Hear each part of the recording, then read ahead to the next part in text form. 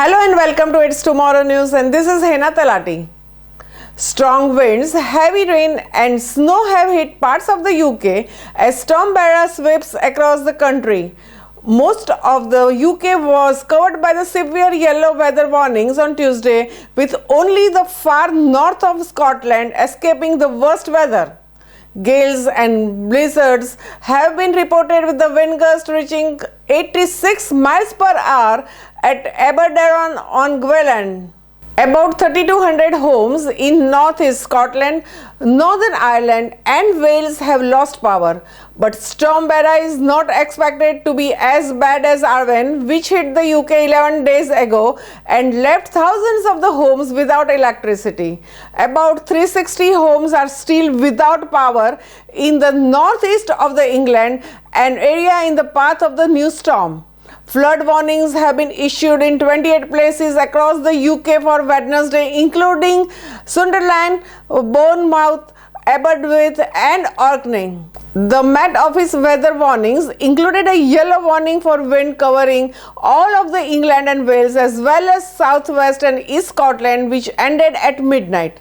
A yellow warning of heavy snow for inland areas of Scotland also until midnight, that also lasted until midnight. A yellow warning for the wind for the parts of the south and southwest England, as well as the east coast and south of Wales, is still in the place until Wednesday. As Storm Bera swept in from the Atlantic earlier on Tuesday, strong winds with the gust of up to 80 miles per hour were recorded in the Republic of Ireland. Schools closed across 12 counties in the island, and 49,000 homes and businesses were without power. The latest warning lasts from the midnight until 6 p.m. local time on Wednesday, December 8, and was extended to all of the northwest Wales on Tuesday, now covering Bridgend, Cardiff, Carmarthenshire, Cardigan, Conwy, Glayend, Anglesey, Monmouthshire, Neathport, Talbot, Newport, Pembrokeshire, Porky, Swansea and Vale of Glamorgan. Storm Arwen caused havoc in several days after it struck just over the week ago, leaving thousands without power, roads blocked and rail services suspended. The Met Office is forecasting another day of disruption on Wednesday with its forecast for Wales. The Met Office weather map is showing gusts of 42 miles per hour in Gwynedd at 6 a.m. and they will stay at least in the high of 3s for remainder of the day. While sleet and snow fell over the west of the Northern Ireland, the strongest recorded gust was 122 km per hour at Orlog, County Down.